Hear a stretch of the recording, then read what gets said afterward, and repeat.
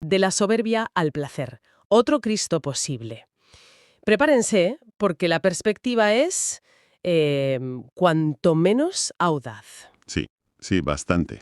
Tenemos delante un texto que propone darle una vuelta completa a cómo entendemos pues figuras clave de la historia, ¿no? Y hasta líderes de hoy. Exacto. El foco está en cuestionar esa idea tan metida en nuestra cultura de que el sacrificio es la máxima virtud. Casi el único camino para lo trascendente, ¿no? Eso es. Y lo que intentaremos hoy es desentrañar esa mirada alternativa que ofrece el texto. Lanza una pregunta bastante radical, diría yo. A ver. ¿Y si la crucifixión de Jesús no fue un destino inevitable, un plan divino, sino el resultado de una decisión personal? Una que el texto califica de soberbia. Uf, fuerte. Y claro, ¿qué tipo de legado generó esa elección? Y aquí viene lo interesante. ¿Cómo vemos ecos de ese patrón en líderes que vinieron después? Incluso en aquellos que, bueno, criticaron duramente el cristianismo. Y claro, si se cuestiona el sacrificio, ¿qué se pone en su lugar? Porque alguna alternativa habrá. Pues sí, el texto propone una que suena casi revolucionaria en este contexto. El placer. El placer. Sí, pero ojo, no un placer cualquiera, sino uno entendido como bienestar profundo, personal y con potencial colectivo. Vale, entiendo. Así que, bueno, vamos a meternos de lleno en esta visión tan particular, ¿te parece? Perfecto, vamos allá. El punto de partida es ya, bueno, impactante. El texto nos invita a replantearnos la crucifixión. Ujú. No como ese acto redentor por excelencia o un designio ineludible, sino como la consecuencia directa de una elección de Jesús. Una elección que, según esta interpretación, podría estar teñida de lo que el texto llama soberbia. Esa ambición quizá desmedida de salvar al mundo. Vaya. ¿Y en qué se basa para decir eso? Pues mira, para sostener esto, el análisis se fija en un momento. Un momento clave, casi cinematográfico. La intervención de San Pedro. Cuando intenta disuadirle. Exacto. Es un instante cargado de humanidad. Cuando Pedro le dice a Jesús aquello de «Señor, ten compasión de ti mismo, eso no te puede suceder», intentando, claro, que no fuera a Jerusalén a enfrentar el sufrimiento y la muerte. Claro, El texto lo interpreta como la voz de la sensatez, la voz de la vida, digamos. es como si Pedro estuviera ofreciendo un camino distinto, ¿verdad? Una vida más terrenal, centrada en la comunidad que ya habían formado, Justo. en la fraternidad con los apóstoles. Una vida alejada de esa confrontación final y del martirio. Precisamente, Pedro representaría esa alternativa. Construir comunidad, vivir el día a día, fortalecer esos lazos de afecto y apoyo mutuo. Una visión, si quieres, más horizontal. Menos heroica, quizás. O menos enfocada en una misión individual grandiosa y, bueno, potencialmente destructiva.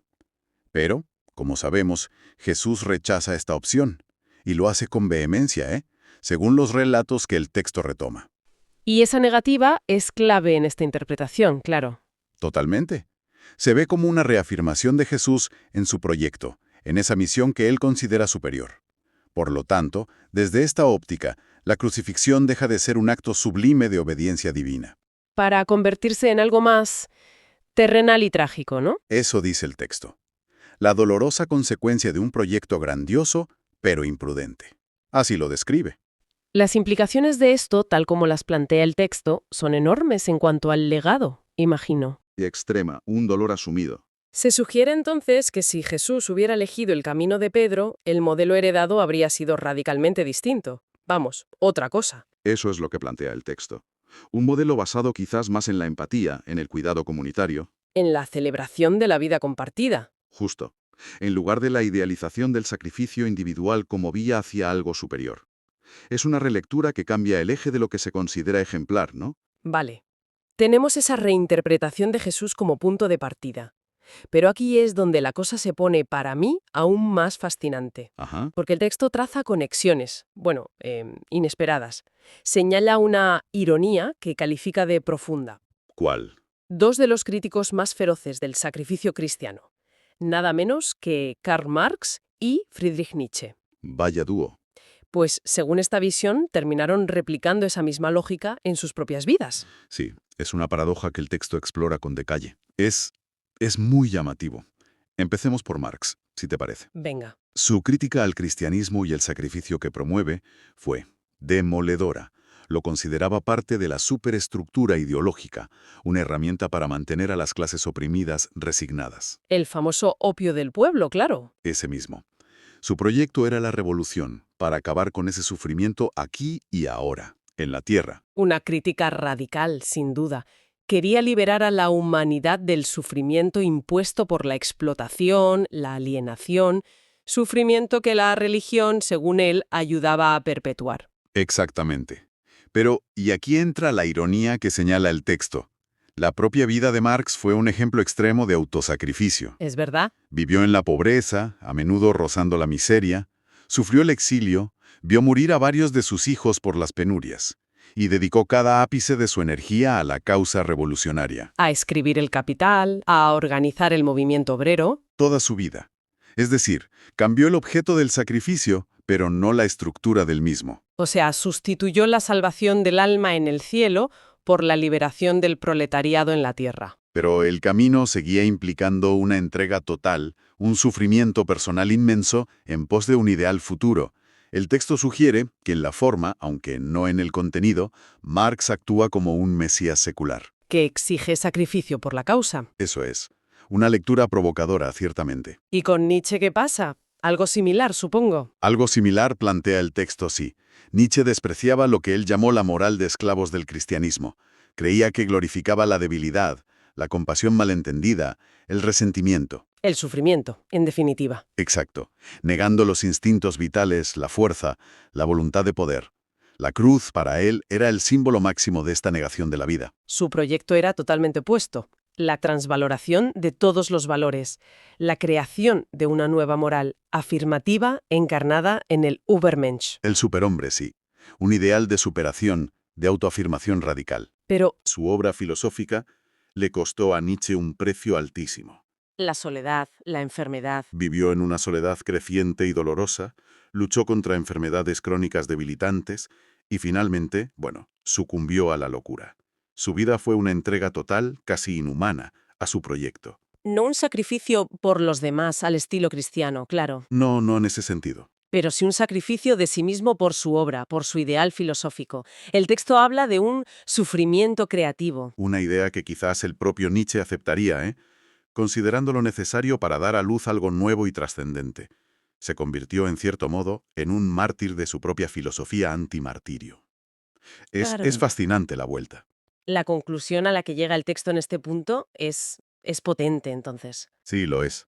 A pesar de sus críticas frontales al cristianismo y de tener metas tan distintas, la revolución social en un caso, la revolución filosófica y personal en el otro, ni Marx ni Nietzsche lograron escapar, según esta lectura, a la lógica profunda del sacrificio. Parece como si la idea de que cualquier gran proyecto, cualquier intento de cambiar el mundo o de superarse radicalmente, exigiera pasar por el aro del sufrimiento. Como si estuviera grabada a fuego en nuestra cultura, ¿verdad? Sí, es una idea que da que pensar, la verdad.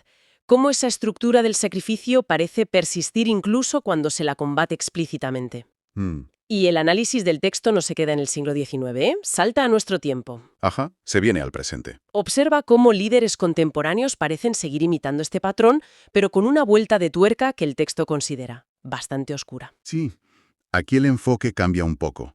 Se argumenta que muchos líderes actuales adoptan la pose del sacrificio, pero vaciada de cualquier intención redentora o de genuino servicio al bien común. ¿Y cuál sería el objetivo entonces? Según esta perspectiva, es más bien la consolidación del poder, el control, la defensa de intereses particulares. El texto menciona ejemplos concretos del ámbito político.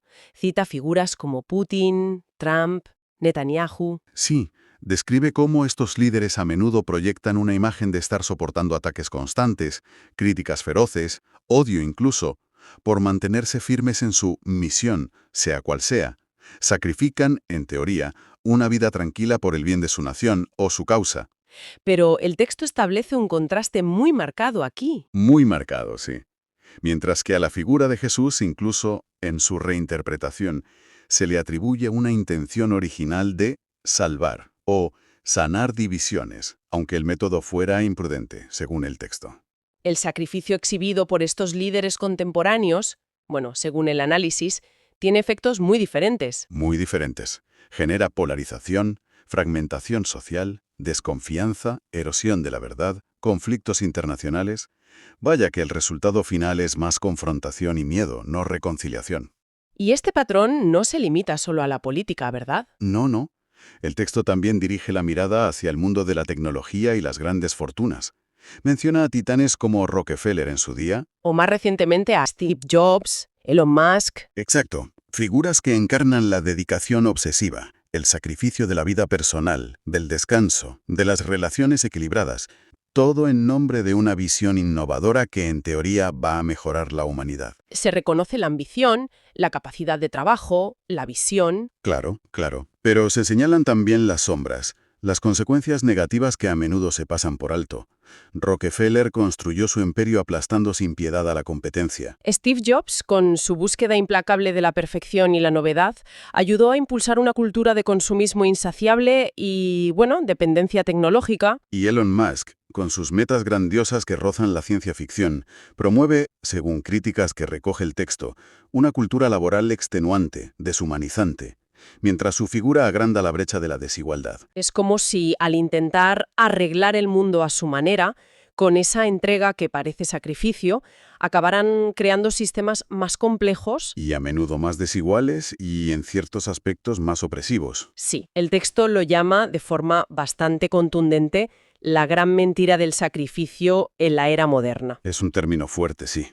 Dice que estos líderes adoptan la forma externa del sacrificio, la dedicación total, el sufrimiento autoimpuesto o al menos públicamente exhibido, la narrativa de una misión trascendental. Pero, argumenta el texto, está desconectada de los valores que tradicionalmente se asociaban a él, como el amor al prójimo, el servicio desinteresado, la búsqueda de la reconciliación. Entonces, ¿para qué se usa esa forma de sacrificio si está vaciada de contenido? Según esta perspectiva, se instrumentaliza.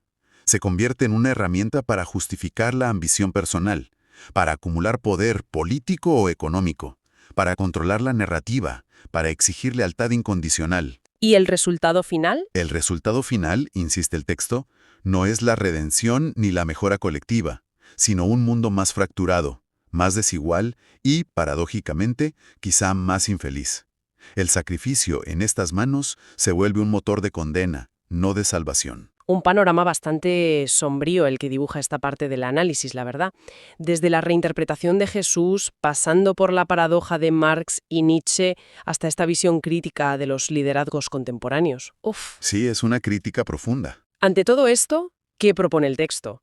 ¿Hay alguna salida a este ciclo de sacrificio, ya sea genuino, malinterpretado o instrumentalizado? Sí, y aquí es donde el texto da su giro propositivo. Afortunadamente, después de todo este análisis crítico, la conclusión es una invitación clara y directa a cuestionar nuestra propia veneración, a veces casi automática de sacrificio. A pararnos a pensar, ¿no? Exacto.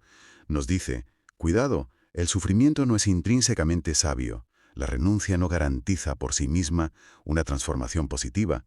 De hecho, puede ser contraproducente. Y entonces, ¿cuál es la alternativa? Si no es el sacrificio, ¿qué es? La propuesta central se resume en una frase corta pero cargada de significado.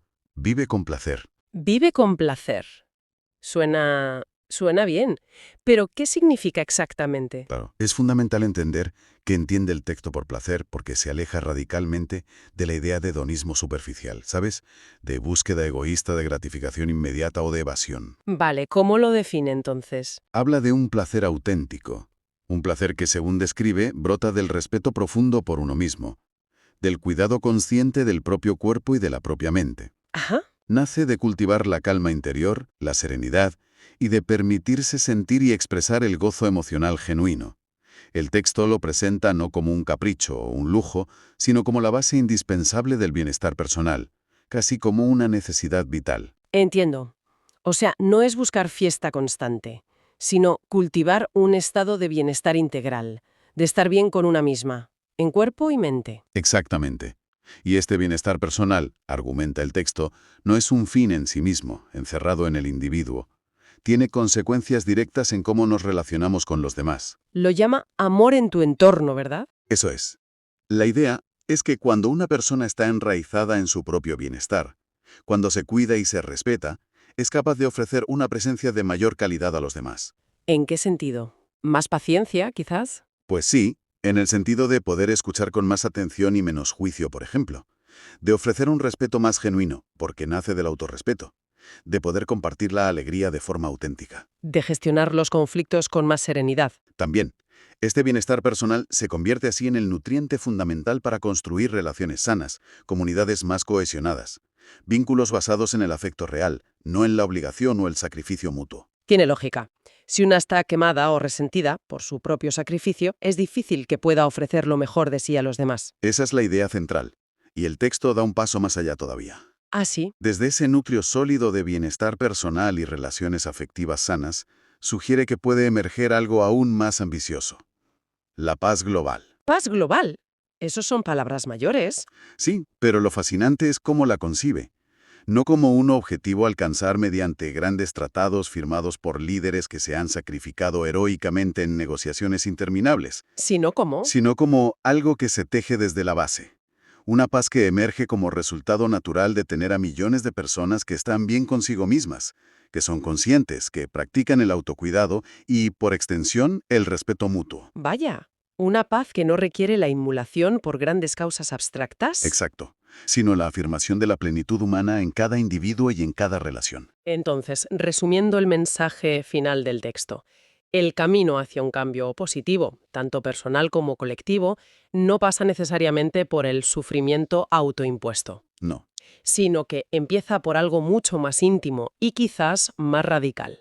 Cultivar la propia alegría, el propio bienestar, el placer de vivir con plenitud. Ese es el núcleo de la propuesta alternativa. Ha sido un recorrido intenso, ¿verdad? Hemos explorado una interpretación realmente, provocadora, Sí, lo ha sido.